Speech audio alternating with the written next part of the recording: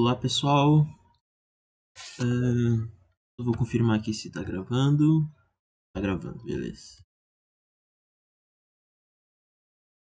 Então, olá pessoal, bom dia, boa tarde, boa noite. Vamos começar então nossa parte da aula aí na qual, a gente vai conversar sobre o sistema gástrico, né? Parte do sistema digestório relacionado aí ao estômago, né? Ou melhor dizendo, a fase gástrica aí do sistema digestório, beleza? Então, qual que é o conteúdo dessa nossa aula? Então, primeiro a gente vai falar um pouco sobre as funções da fase gástrica. Eu vou explicar para vocês um pouco mais sobre as diferentes regiões do estômago, né? Acho que a gente não conversou muito sobre isso nas aulas passadas. Eu vou falar brevemente para vocês um pouco mais sobre isso. A gente vai conversar também um pouco sobre os reflexos de ativação da fase gástrica, né? Então, isso a gente já conversou um pouco sobre esse assunto quando a gente falou sobre as vias de regulação do sistema digestório, tá? Mas a gente vai falar como isso está relacionado aí especificamente com a fase gástrica. Depois nós vamos falar um pouco sobre as funções secretoras do sistema da fase gástrica, né? Na verdade, sobre o estômago. A gente vai ter uma visão geral, depois a gente vai conversar um pouco sobre os mecanismos de produção de ácido clorídrico. A gente vai falar um pouco sobre o mucoprotetor e também aí os mecanismos de regulação das secreções gástricas, né? A gente tem o mecanismo de produção e liberação e o mecanismo de regulação, não só do ácido gástrico, mas também dos hormônios e das enzimas gástricas. Depois a gente vai falar um pouquinho sobre a digestão, né? Então a atividade digestória do sistema gástrico. Então a gente vai falar basicamente aí a ativação e da ação da pepsina, que é a enzima produzida no estômago. Vamos falar um pouco sobre motilidade, isso também a gente já falou bastante nas outras aulas, então a gente vai passar um pouco rapidamente, tá? Então, as funções de mistura e peristalse do estômago. E a gente vai terminar então essa aula falando aí sobre emese, tá? Que é o mecanismo aí que provoca o vômito, né? Pode provocar náusea e vômito. Beleza? Então esses são os conteúdos dessa nossa aula e vamos adiante, certo? Então, o que a gente vai estudar agora, né? A gente vai estudar a fase gástrica. Bom, então a fase gástrica ela está relacionada aqui com esse quadradinho vermelho, tá? Relacionada então basicamente às funções estomacais e os processos que ocorrem no estômago, tá bom? E quais são as funções dessa fase gástrica, né? Quais são as funções do estômago de forma geral? Então o estômago ele vai ter, depois vão ter slides seguindo esse que vão apresentar outras funções que não são descritas nesse slide, tá bom? Mas enfim, algumas das funções do estômago, então, secreção, tá bom? Então o que que o estômago ele secreta?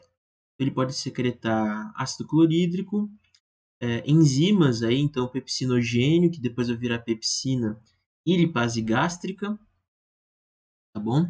Ahn, a lipase gástrica, ela existe, realmente ela é produzida e liberada no estômago, mas ela tem uma função assim bem baixa, né? É um papel baixo nesse processo de digestão das gorduras. Bom, essa questão de digestão de gorduras, ela vai ficar aí bem mais sobre a função do intestino. Lá com a bile, com outros sucos intestinais, sucos digestivos intestinais que são liberados. E secreção também, existe uma função importante do estômago, né, na secreção aí de muco e bicarbonato, tá? Isso a gente já falou um pouco na aula anterior. Então, muco e bicarbonato são importantes aí para a proteção da parede estomacal, para evitar aí danos como úlceras, enfim. Histamina, tá? Então a histamina e vários hormônios, na verdade, né? Então a gastrina e a histamina são exemplos. A gente tem a somatostatina também, tá? Então o estômago secreta hormônios também. Uma função importantíssima que é assim a função mais conhecida do estômago, então é a digestão de proteínas. Então, o estômago tem essa função bem importante, esse papel importante na digestão de proteínas, tá bom? Então a gente fala que as proteínas elas são digeridas no estômago, né, a partir de uma digestão ácida, né? Isso já é algo um pouco de conhecimento comum, talvez. Né? Por isso a importância aí do ácido gástrico, tá bom? E essa digestão de proteínas vai se dar pela enzima pepsina, tá? E por que que precisa, qual que é a necessidade desse ácido gástrico, tá? A pepsina, ela precisa de um pH ácido para funcionar, tá bom? E ela vai funcionar aí em proteínas. E como a gente já falou, o estômago tem um papel também mínimo, nesse caso, na digestão das gorduras, a partir da lipase gástrica, beleza? O estômago ele também tem uma importância aí menor, mas existe essa importância de absorção de nutrientes, tá bom? Então, quais são os nutrientes que são absorvidos no estômago? São aquelas moléculas, aqueles elementos que têm uma capacidade alta de solubilizar em lipídios, tá? Então, substâncias lipossolúveis podem ser absorvidas aí a nível estomacal.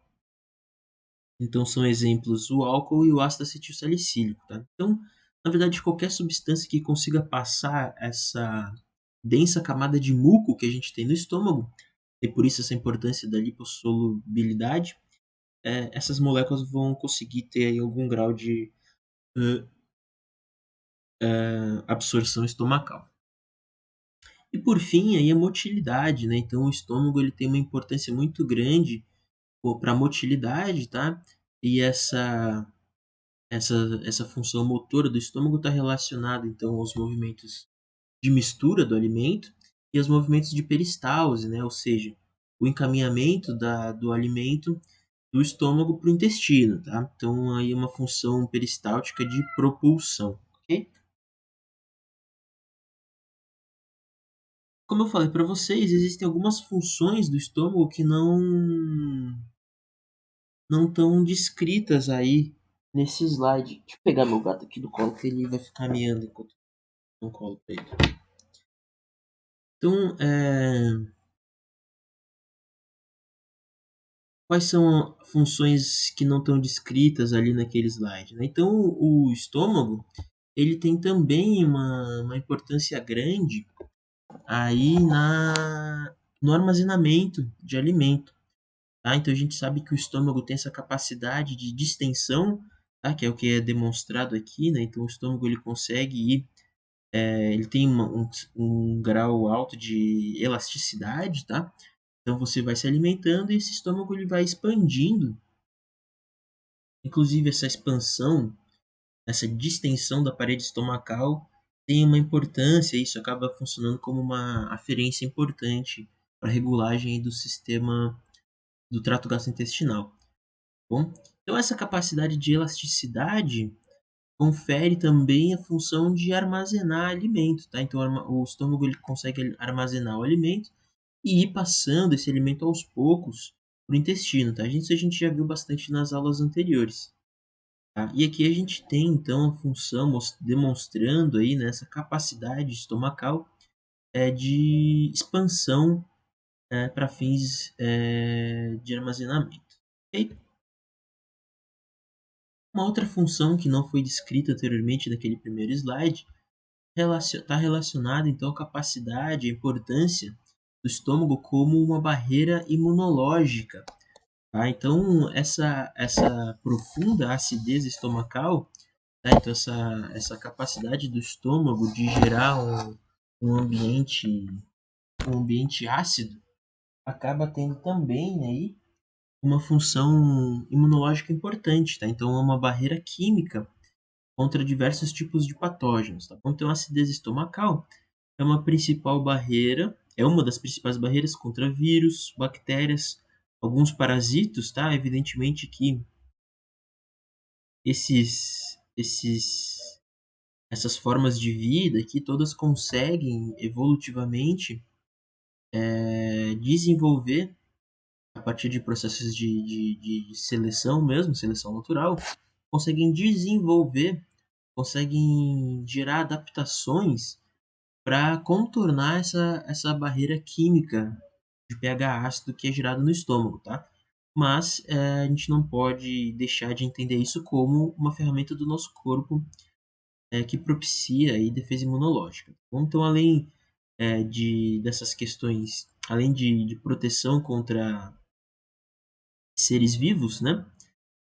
Essa acidez estomacal, ela também consegue neutralizar moléculas nocivas diversas, né? Então aí contaminantes, veneno, qualquer molécula que possa causar algum prejuízo no nosso corpo, tá? Caso essa molécula ela sofra algum tipo de inativação por pH, né, principalmente pH ácido, o estômago vai então cumprir essa função, tá? Nesse caso aqui, a gente pode citar principalmente aí as moléculas de origem proteica, tá? Porque a gente sabe que as proteínas elas são muito sensíveis ao pH. Então, as variações no pH alteram, mudam a conformação tridimensional dessa proteína, fazendo com que ela perca sua função. Em alguns casos, essa alteração da conformação é exatamente o que vai conceder a função dessa enzima, tá? Mas nesse caso, dessa proteína, que no caso o exemplo seriam as enzimas, tá? Então, por exemplo, a pepsina, ela só consegue atuar quando ela encontra esse pH ácido, tá? Então, esse pH ácido vai colocar ela na sua forma ativa. Mas em outros casos, esse pH muito baixo vai fazer com que essas proteínas percam sua forma ativa e estejam então inativadas. Certo? Isso acaba acontecendo com alguns venenos ou alguns resíduos metabólicos de algum animal que a gente ingeriu que poderiam causar algum tipo de transtorno, mas que por conta dessa nossa digestão ácida, essas proteínas, essas moléculas são inativadas. Beleza? Então agora a gente já vai falar um pouco aqui sobre as regiões estomacais, tá? Então, na verdade, o estômago ele é dividido basicamente em três regiões, tá bom? A gente não falou disso anteriormente, tá? Mas então a gente tem essa primeira porção aqui, que a gente pode chamar de cárdia, né? Então aqui a gente tem esse EEI aí, é uma parte do esôfago, tá? E a cárdia, tá? Que é essa primeira porção aqui do estômago. E aqui a gente tem o esfíncter, esse primeiro esfíncter, ok? Sim, tá aqui, ó, parte do esôfago. Então, esse EEI seria então uma região do esfíncter esofágico, tá bom? E se encontra aqui anexado à primeira porção do estômago, tá? Que a gente chama de cárdia. Essa cárdia, qual que é a função dela? Função secretora. Aqui nessa tabela a gente sempre vai falar da função secretora e da função motora dessa região específica que a gente está falando, tá? Então, qual que é a função secretora da cárdia? Tá? Então, ela é responsável por produzir muco e bicarbonato, tá? Então, a cárdia, ela não tem função de secreção de enzimas nem de ácido, bem? E qual que é a função dela na motilidade? Então, ela tem uma função de prevenir o refluxo, tá? Então, que é a volta desse conteúdo estomacal para o esôfago.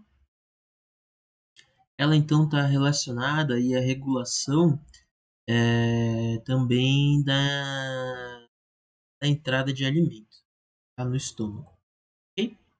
Aí, exatamente por essa capacidade aí de, por algum motivo, depende do que a gente está falando, controlar então o relaxamento desse esfíncter esofágico, tá? Então regulando aí então a entrada de alimento.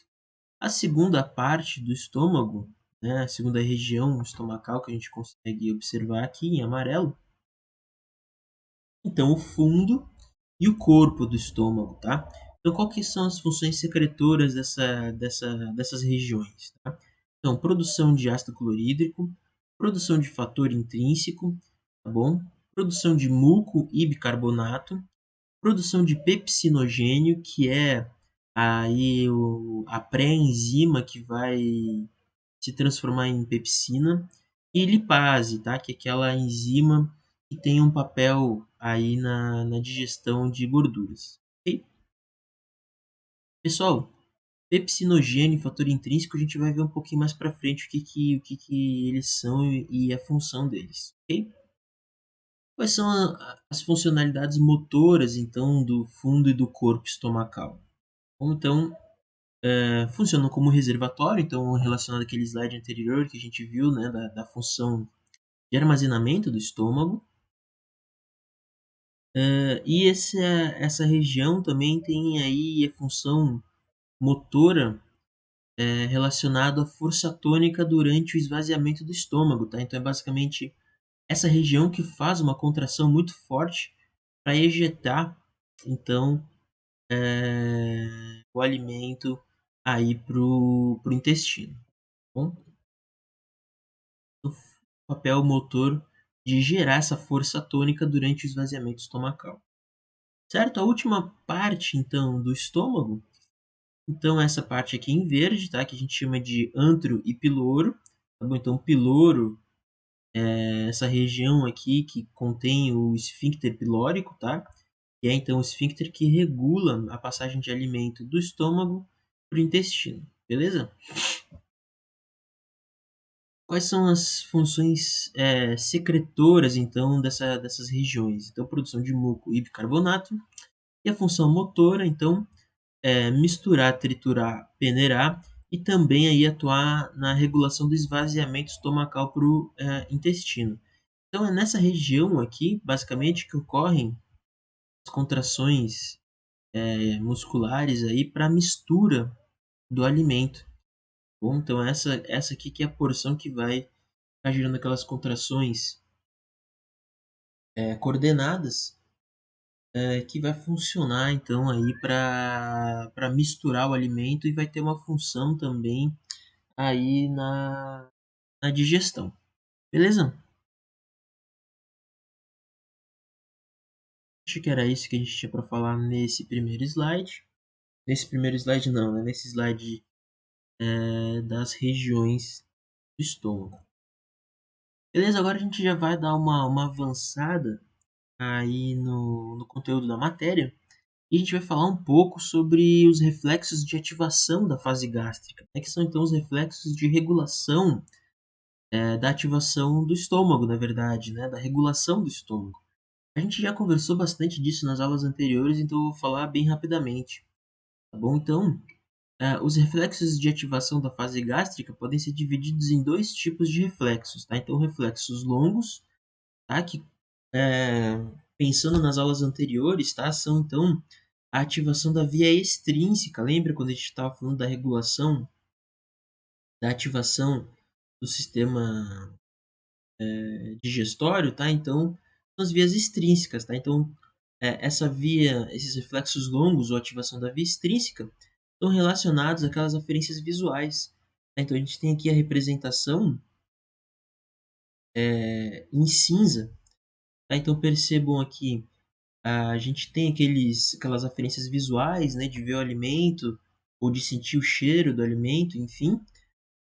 E isso vai gerar, então, a partir aí de nervos parasimpáticos, tá? Então aqui a gente tem essa representação em verde, uma ativação aí do sistema gástrico, tá bom? A partir dessas aferências aí sensoriais.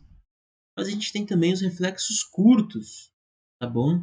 Que é então a via intrínseca de regulação do sistema digestório. Estão relacionadas então às aferências locais, né? Como a distensão da parede do estômago, né?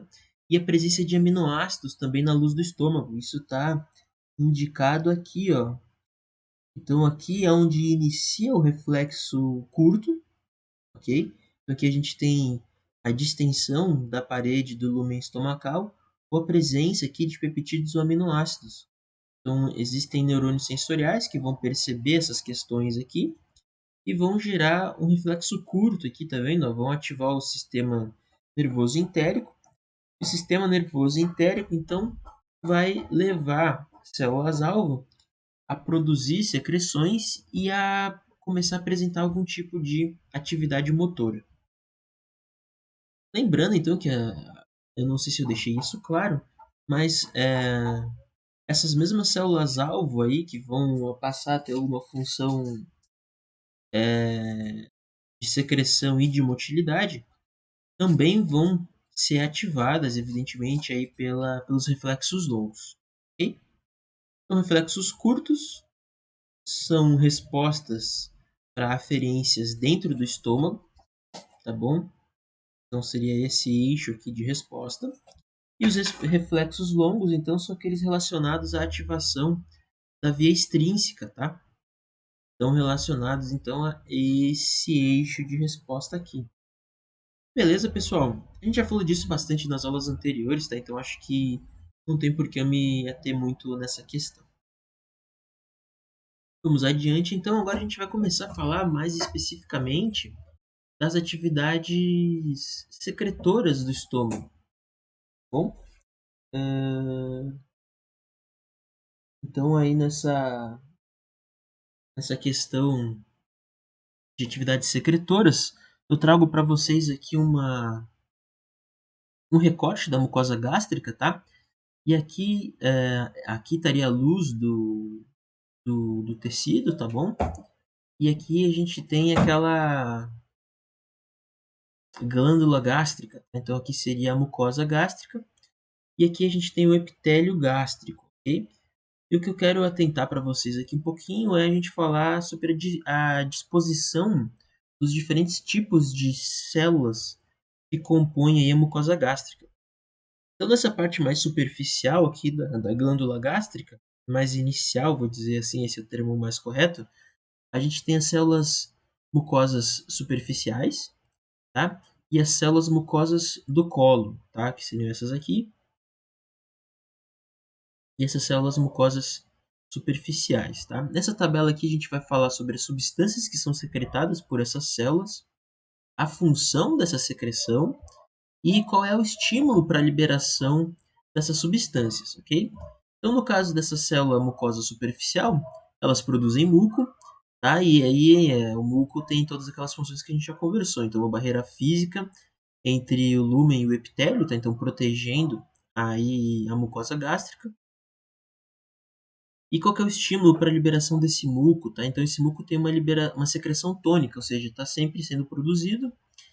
E também irritação da mucosa pode gerar um aumento do muco. Então quando você tem qualquer tipo de dano aqui nesses tecidos, a gente vai ter uma produção maior de muco, né? Uma resposta aí de proteção mesmo. Já as células mucosas do colo, tá? Que são essas outras células aqui um pouco mais ao fundo, a gente tem então a produção de bicarbonato, tá? Que tem a função aí de tamponar o ácido gástrico para evitar que esse ácido gástrico possa causar algum dano à mucosa, tá? E o estímulo para a liberação desse bicarbonato são os mesmos que o muco, tá? Então os mesmos que a gente conversou anteriormente. Mais profundamente aqui na mucosa gástrica, a gente já começa a ter outros tipos de células, tá? Então, que seriam células que vão produzir aí enzimas e ácido, tá? Então, a gente tem essas células parietais, tá bom? Então, as células parietais, elas têm, então, a função de secretar ácido gástrico, tá bom? Então, são as células parietais que produzem o ácido clorídrico, que vai conceder a acidez do estômago.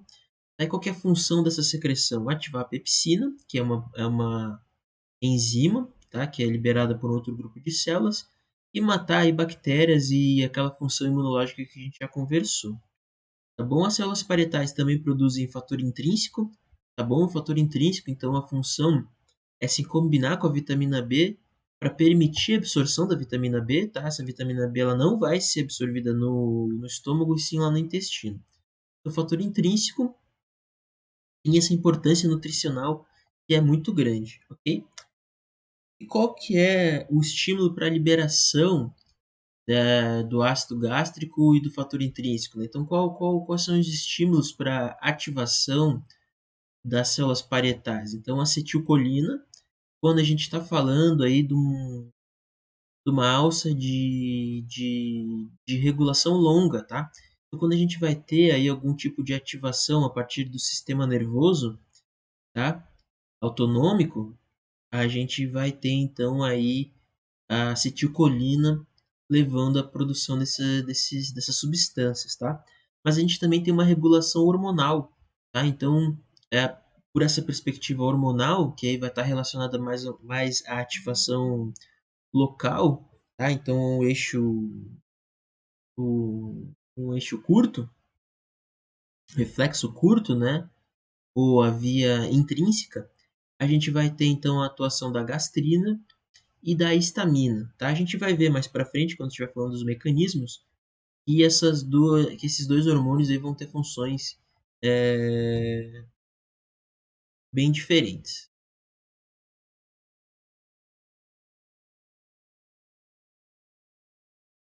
Certo? Tô cuidando aqui o horário para não me passar muito eu acho que eu fiz aulas muito longas, né, pessoal? Então tô tentando cuidar um pouco. O outro tipo de célula que a gente tem, então, nessa abertura da glândula gástrica são as células semelhantes a enterocromafins, tá bom? Essas células produzem, então, essa histamina, tá bem? Essa histamina que vai atuar aí regulando a atividade das células parietais, tá bom? E essa histamina vai ter aí uma função sobre a produção de ácido gástrico, ok? Quais são os, os estímulos para a liberação dessa histamina? Então, acetilcolina, quando a gente está falando de uma ativação a partir de uma via extrínseca, e a gastrina, quando a gente está falando de uma ativação endócrina, tá? Então, aqui uma ativação do sistema nervoso central, e aqui uma ativação endócrina dessas células semelhantes às enterocromafins, ok? Depois nós temos as células principais, tá bom? Então as células principais são aquelas que vão produzir enzimas, tá? Então o pepsinogênio, tá? As células principais elas produzem pepsinogênio, que é a forma da pré-enzima pepsina, tá? Essa enzima pepsina ela vai ser ativada ainda na luz do estômago, a gente vai falar disso mais para frente. E as células principais liberam também a lipase gástrica. Então, o pepsinogênio, a pepsina, tem a função de digerir proteínas e a lipase gástrica a função aí de digerir gorduras. Qual o estímulo para a liberação dessas enzimas? Acetilcolina e secreção de ácido. Então, de novo, acetilcolina é uma ativação direta do sistema nervoso e a secreção de ácido, né, a presença, na verdade, de ácido na luz estomacal, seria então aí o estímulo intrínseco, tá? Então, estímulo intrínseco, estímulo extrínseco, ok?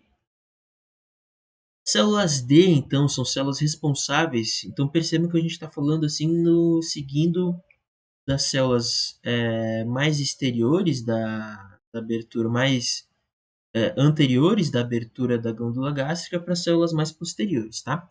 Então, as células D têm responsabilidade de produzir somatostatina, tá? E a somatostatina vai ter uma função inibidora aí da função de ácido gástrico, tá? Então, esse hormônio vai atuar aonde? Onde é que vocês acham que esse hormônio vai atuar?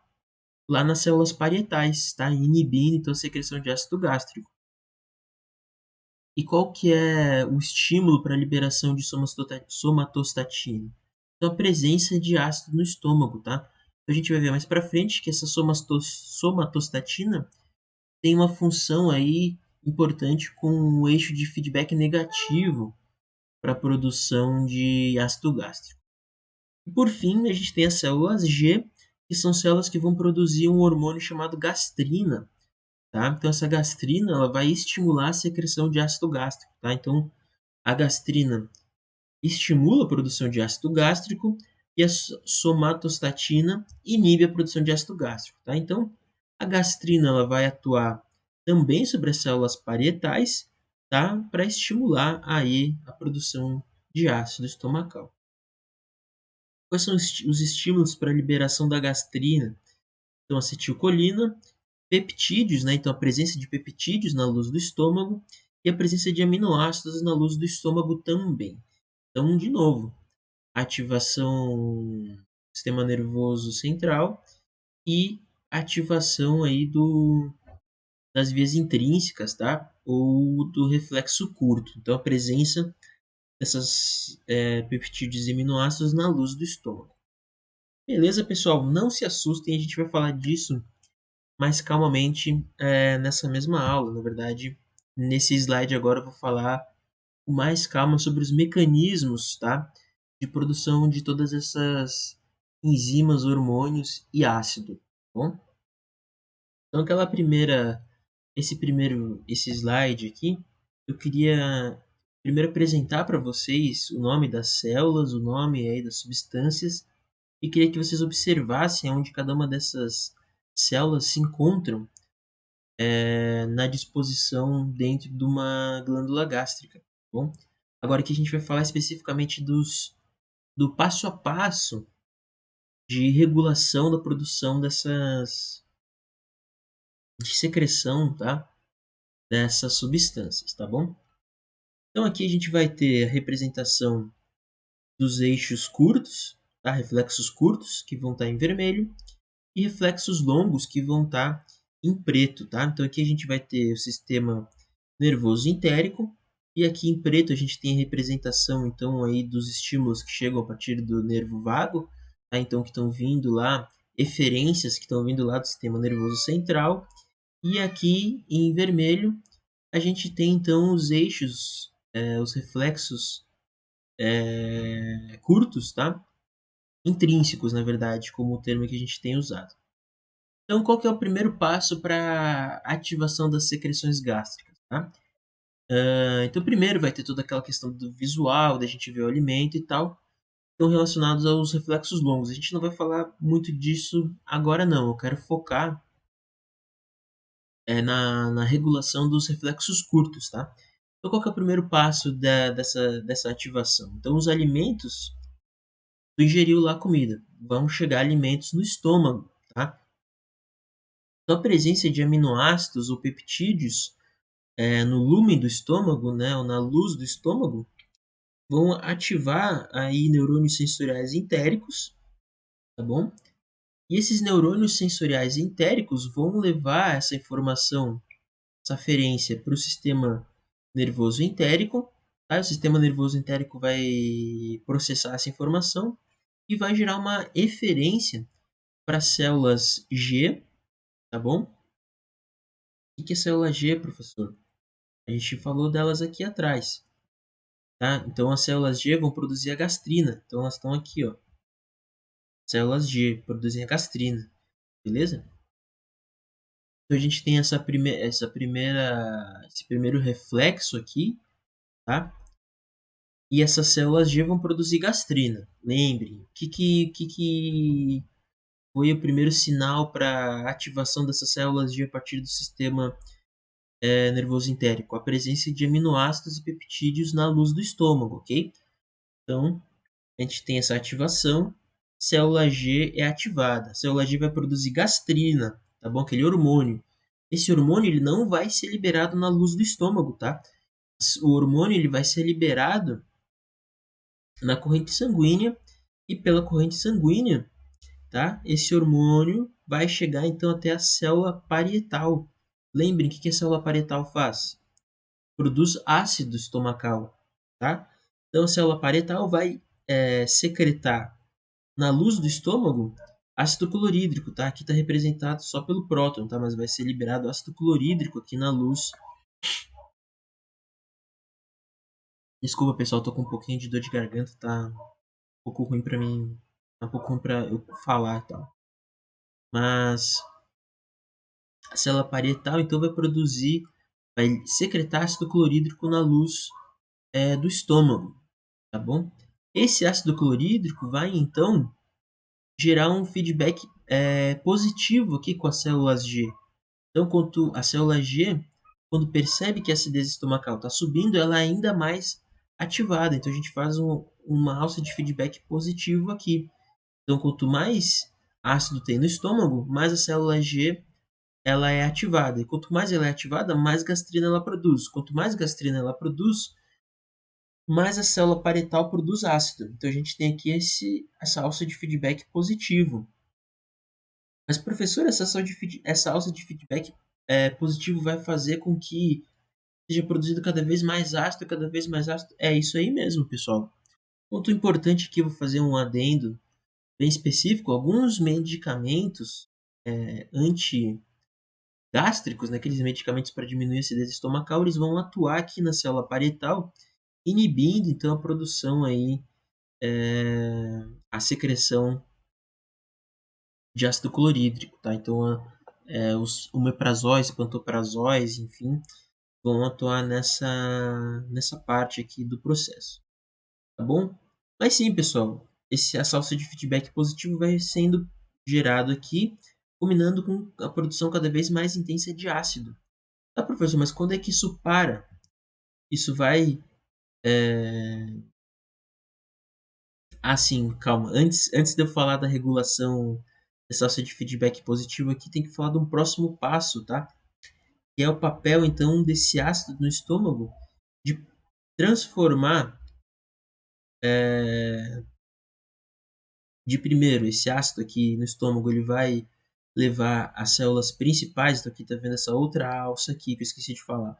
Então a gente tem o ácido no estômago que também vai ativar neurônios sensoriais entéricos aqui, e dessa vez vão ativar as células principais, tá? A célula principal. E a célula principal é aquela que produz pepsinogênio, tá bom? Então aqui é a produção de enzimas, secreção de enzimas na luz do estômago, tá? E a célula principal ela não libera a enzima ativa, ela libera uma pré-enzima chamada pepsinogênio. Por que isso, professor? Porque se a célula principal tiver contato com a enzima digestiva na sua fase ativa, você vai ter a autodigestão. Então, a própria enzima que é produzida pela célula principal iria acabar provocando algum tipo de dano nessas células. Então, as células principais elas produzem uma pré-enzima, que é o pepsinogênio. Então, o que é secretado na luz do estômago é o pepsinogênio. E essa própria acidez estomacal aqui é que vai fazer com que essa pré-enzima seja transformada na fase ativa. Tá? Então, é esse ataque ácido aqui no pepsinogênio que faz com que o pepsinogênio vire a pepsina. E essa pepsina aqui, que é a enzima que vai então atuar aí nas proteínas e produzir então a digestão proteica. Okay? Agora sim, pessoal, a gente vai falar um pouco sobre o cessamento desse feedback positivo aqui. Como é que isso acontece, né? Então, isso vai acontecer pela ativação de uma via de retroalimentação negativa. Tá? Então, esse ácido estomacal aqui, ele vai aumentando, aumentando, aumentando, até que chegue num limite. Tá? Quando esse limite é alcançado, a gente tem então a ativação das células D, tá bom? Essas células D vão produzir então a somatostatina, tá bem? Essa somatostatina vai atuar então nas células semelhantes às células enterocromafins, tá? Então células ECL aqui, como foi resumido, ok?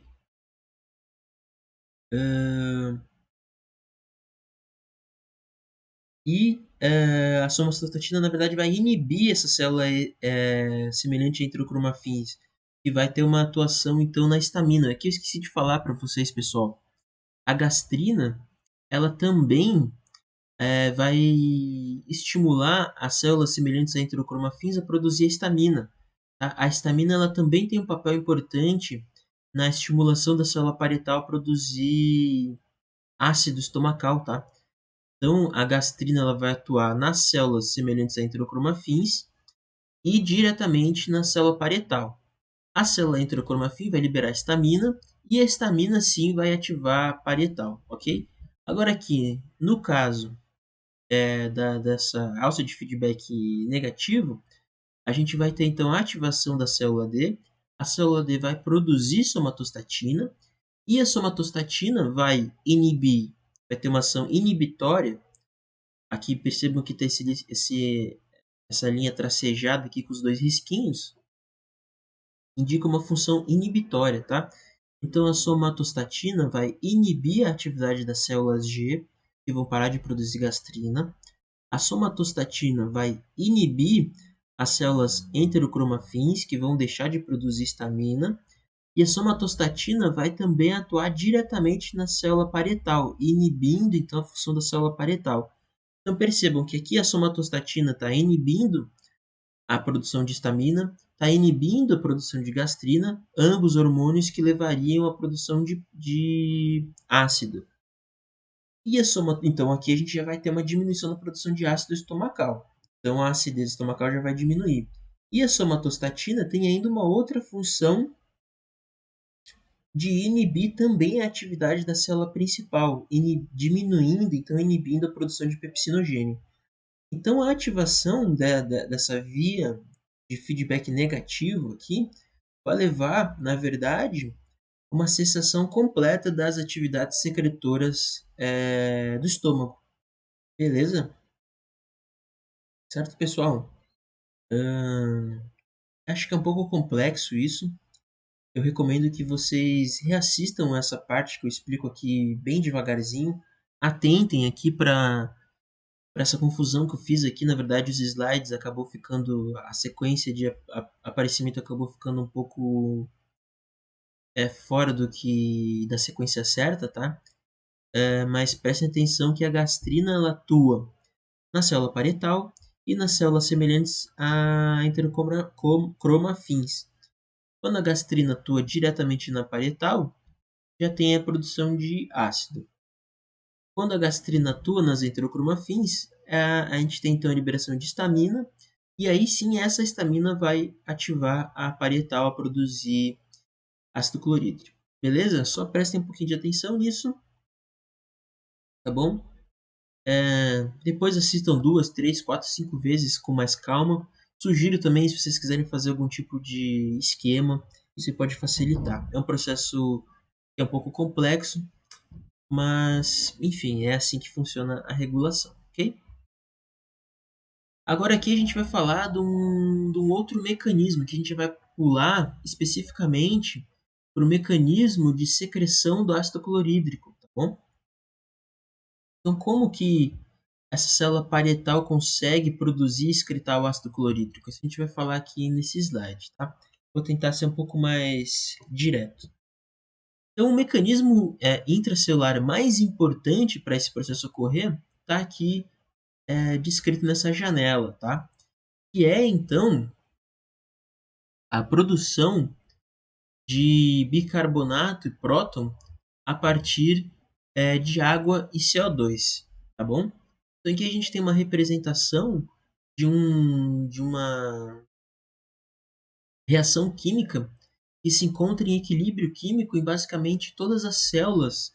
E essa reação ela é importante para diversos processos fisiológicos, não só para a produção de ácido clorídrico, mas para transporte de CO2 na corrente sanguínea e dentro das hemácias, para sistema renal, para respiração, para regulação da pressão, para um monte de coisas.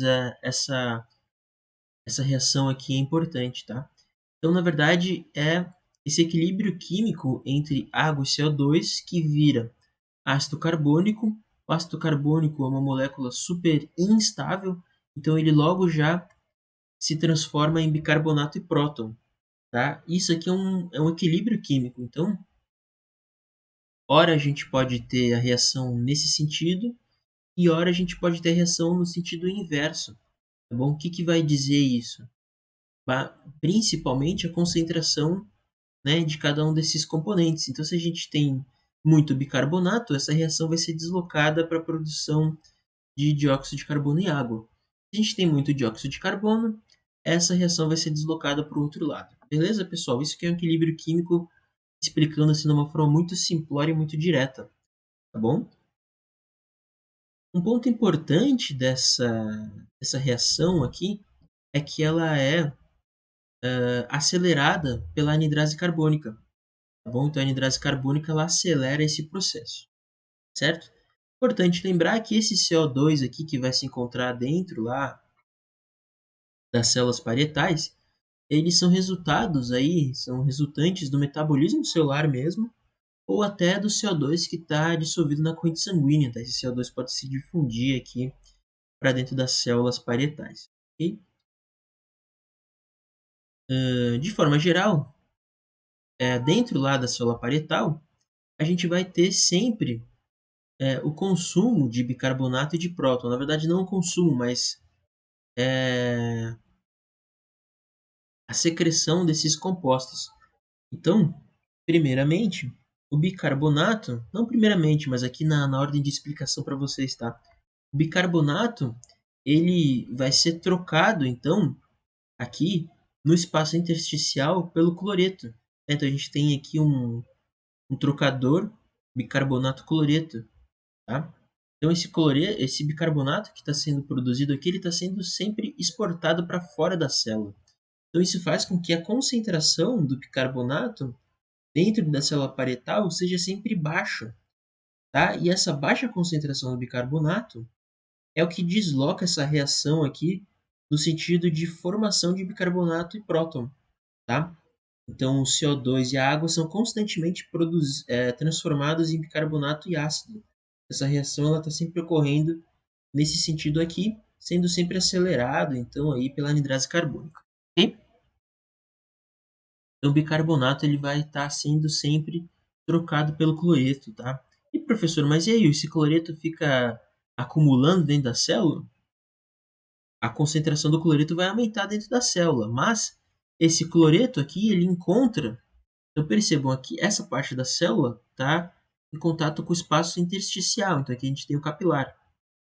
Esse lado aqui da célula é o que está virado para o lumen da glândula, tá? Então aqui, da glândula aqui nesse caso é o lumen do estômago, tá? Então aqui é a região onde o alimento vai se encontrar, tá bem? Então existe aqui um canal que permite a passagem de cloreto, tá? Então o cloreto que está se acumulando dentro da célula, ele sai dessa célula a partir desse canal aqui por difusão mesmo, por diferença de concentração. Então tem mais cloreto dentro da célula do que fora, ele só sai por difusão, por diferença de concentração, ok? Tá, professor, tu explicou o bicarbonato, mas e esse próton aqui? Ah, um ponto importante. Esse bicarbonato aqui, que começa a acumular no espaço intersticial, ele vai ser, então, encaminhado para o capilar, para os vasos que estão passando aqui associados às células parietais, tá bom? Esse bicarbonato aqui vai gerar uma alcalinidade, uma alcalinização breve do sangue, que é o que a gente chama de maré alcalina.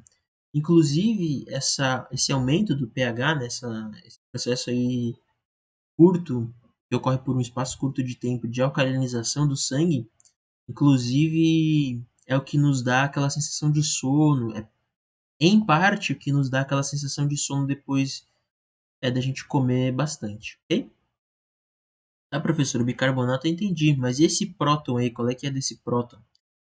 Beleza, pessoal, o próton, ele é então secretado na luz do estômago a partir de uma ATPase. Tá? Então aqui a gente tem gasto de energia. Então, essa ATPase, ela é trocada pelo potássio, tá? Então a gente tem potássio na luz do estômago, tá? E ele é trocado pelo próton com um gasto de energia. Então a gente tem aqui uma ATPase fazendo esse processo. Ok? E professor, mas e aí, potássio vai acumular dentro da célula? Não, porque a gente tem também de novo aqui um canal de potássio, onde o excesso de potássio acaba escapando aqui para o espaço intersticial, tá bom? Esse potássio pode ser inclusive captada aí pela bomba de sódio potássio ATPase, ou pode também acabar chegando aí pelo capilar e sendo distribuído pelo resto do corpo, ok? Então, pessoal, perceba que a gente está falando de mecanismos de secreção do ácido clorídrico, certo? Professor, até agora tu não falou de ácido clorídrico. Falei, aqui eu estou falando do próton, certo? Então, é dessa forma aqui que a célula parietal consegue secretar próton na luz do estômago. E percebam, aqui eu tenho próton e aqui eu tenho cloreto. Então, o que é formado a partir disso? Ácido clorídrico, certo, pessoal? Então, esse é o mecanismo que a célula parietal usa para secretar ácido clorídrico aí na luz do estômago. Beleza? Espero que vocês tenham entendido. É complexo. Reassistam várias vezes para sedimentar bem esse processo. Beleza? Eu sei que é complicado, pessoal, mas agora a aula vai ficar um pouco mais leve, tá bom? Próximo passo que eu queria conversar com vocês, mais relacionado então à digestão. Tá? Então, como que será que ocorre a ativação e ação da pepsina? Então, a gente já conversou que a pepsina ela é produzida então aí pelas células da glândula gástrica e são liberadas então pepsinogênio, não é liberado pepsina, né? Então a forma é uma pré-enzima, tá? E o próprio ácido clorídrico, então aqui a gente tem pepsinogênio, tá? E pepsinogênio ele tem aí um pedacinho de peptídeo a mais na sua estrutura e que é o que inibe aí a atividade dessa pré-enzima, tá bom? Então, no momento em que o pepsinogênio encontra o ácido clorídrico lá na luz do estômago, o ataque ácido, né? Esse ataque ácido aqui, do ácido clorídrico, vai clivar a enzima nessa porção aqui e vai liberar esse peptídeo aqui, que é o que estava travando essa enzima. Quando a gente tem então a quebra desse peptídeo, né? Quando ele é removido, a gente tem aí essa enzima na sua forma ativa, que é o que a gente chama de pepsina. Tá bom? E o que essa pepsina vai fazer? Vai atuar nas proteínas, tá? Que vieram da nossa alimentação e a pepsina vai clivar então essas proteínas em peptídeos menores, tá? Então aqui a gente tem um peptídeo, aqui a gente tem outro peptídeo, tá bom? Ou então em pequenos aminoácidos, tá? Então aqui a gente tem aí os aminoácidos, ok?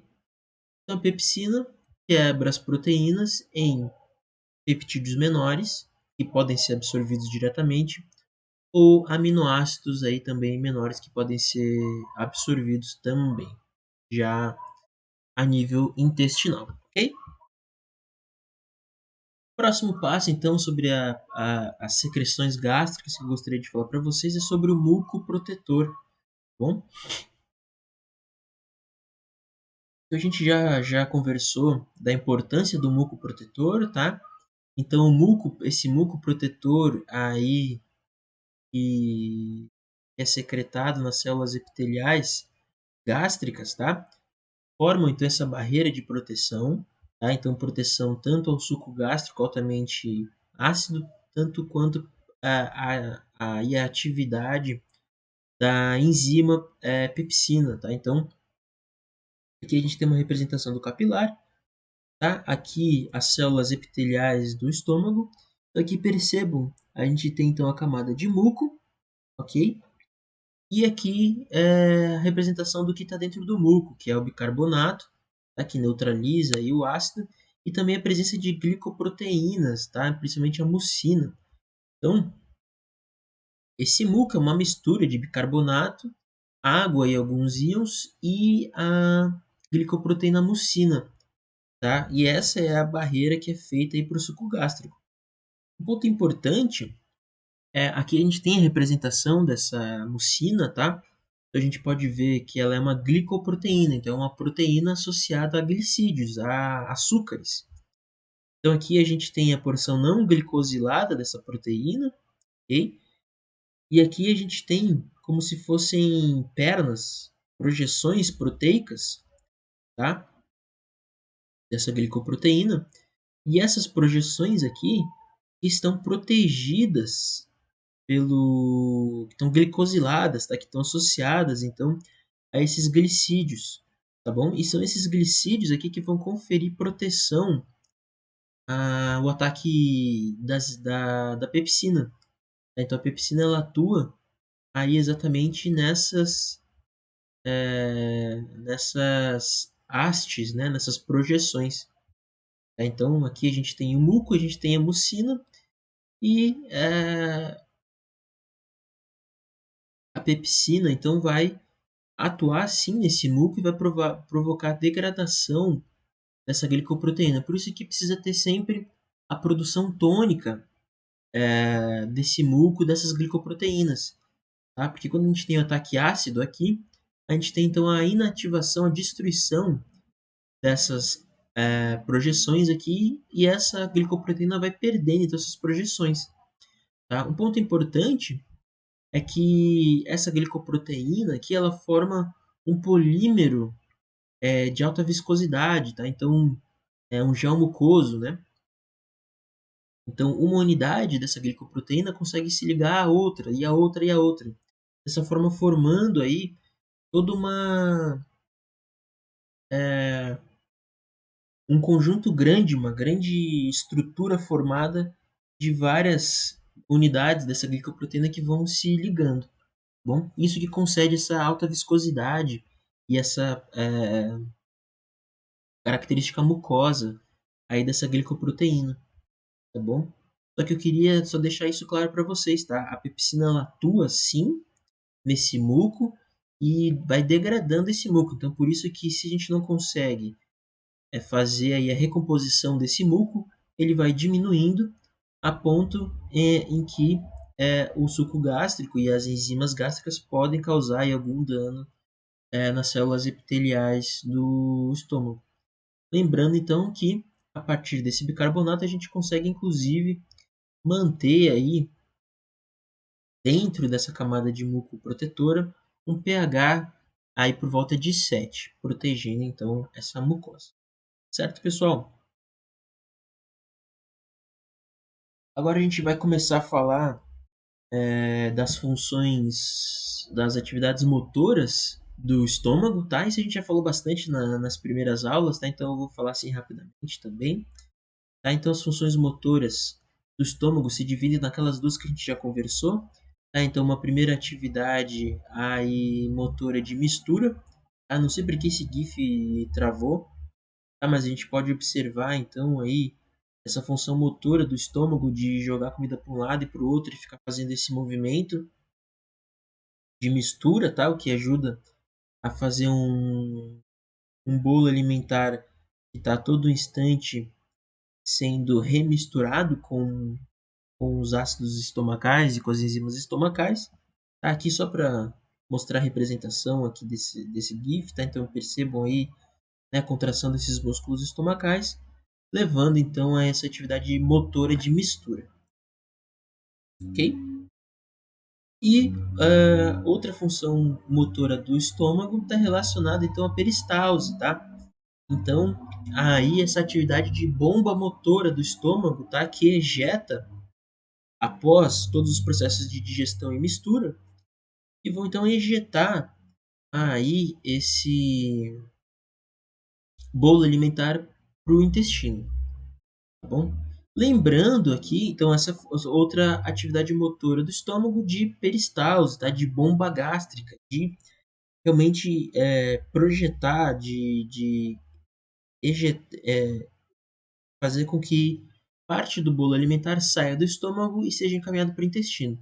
Aqui eu queria lembrar vocês daquele reflexo de regulação estomacal mais complexo, tá? Que estaria relacionado então às aferências intestinais que regulam aí a atividade estomacal. Então, aquele reflexo enterogástrico, tá? Então, todas essas questões de atividade da fase gástrica que a gente está conversando vão ser também reguladas por processos intestinais, liberação de hormônios no intestino, enfim. Isso a gente vai falar quando estiver falando da aula de intestino, tá? Só gostaria de frisar aqui que existem também os reflexos enterogástricos que vão levar aí a modulação da atividade gástrica, além de todos aqueles processos que a gente conversou nessa aula. Certo, pessoal? Então, atividade motora era isso.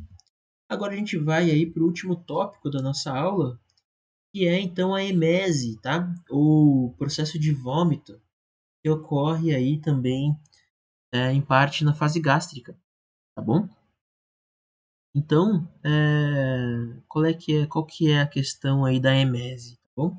Então, a emese, ela ocorre pela ativação do centro de vômito, tá? Esse centro de vômito ele está localizado no bulbo encefálico.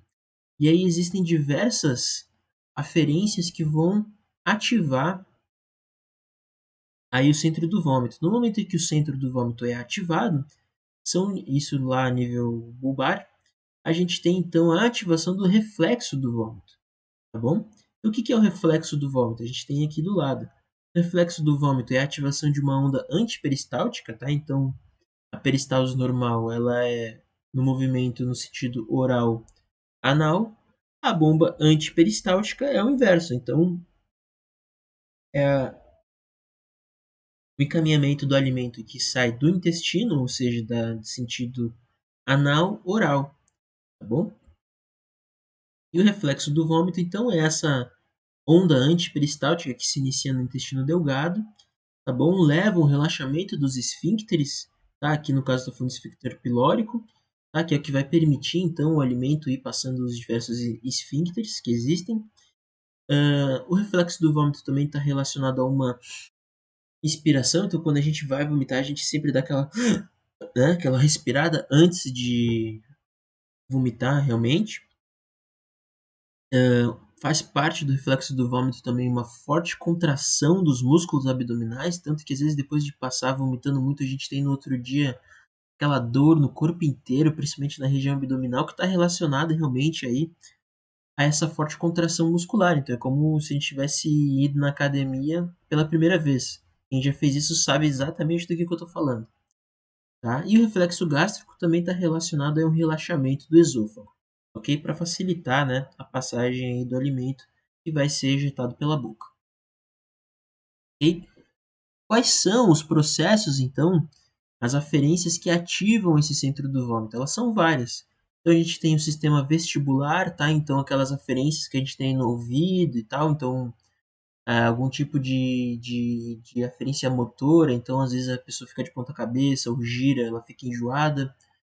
Vai lá no play center, na montanha russa, fica enjoada ou então dentro do carro.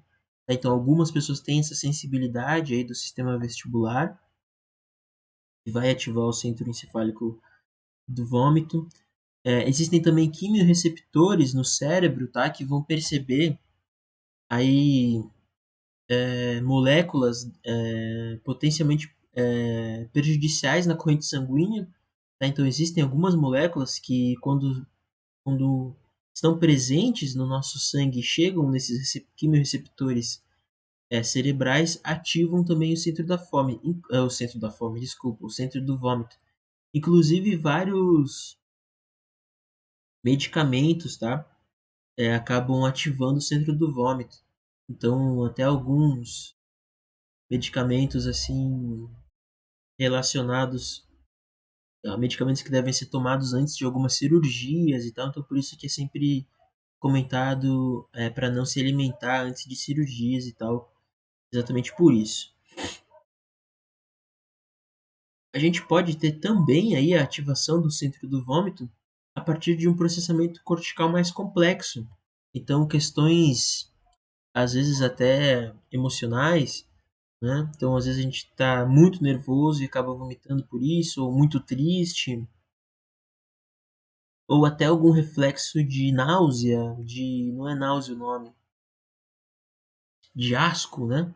Então, às vezes você sente cheiro de fezes, por exemplo, e vomita, um cheiro de xixi muito forte, ou até uma questão moral. Isso é interessante, né? Isso é muito bem representado assim em filmes. Então, às vezes pode ser um exemplo meio macabro, mas em algum filme, por exemplo, ou até descrições históricas, né? de pessoas que acabavam se alimentando de carne humana e não sabiam. E quando se dizia para essas pessoas, elas tinham um reflexo de vômito instantâneo, né? Então, alguns relatos assim de invasores aqui da América, né? Da América do Sul principalmente, invasores portugueses que acabavam tendo algum tipo de convívio com os índios antropofágicos aqui, né? E acabavam se alimentando de carne humana sem saber e quando descobriam vomitavam, né? Existem alguns relatos sobre isso, enfim.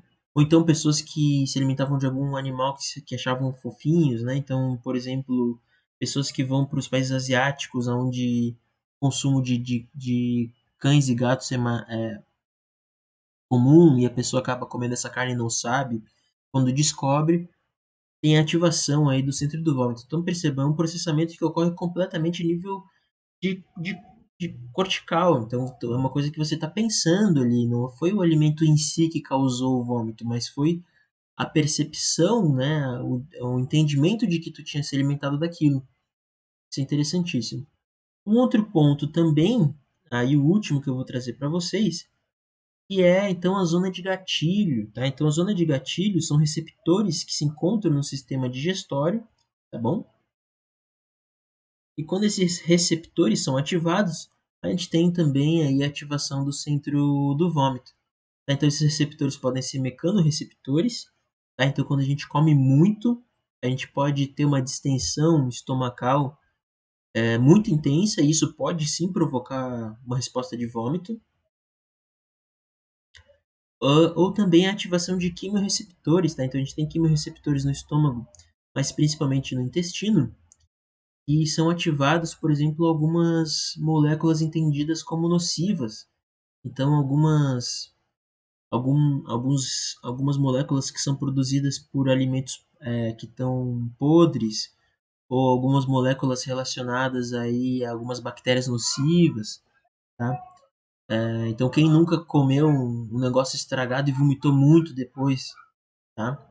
Eu, inclusive, esses dias pedi uma pizza duvidosa do iFood, que estava muito barata.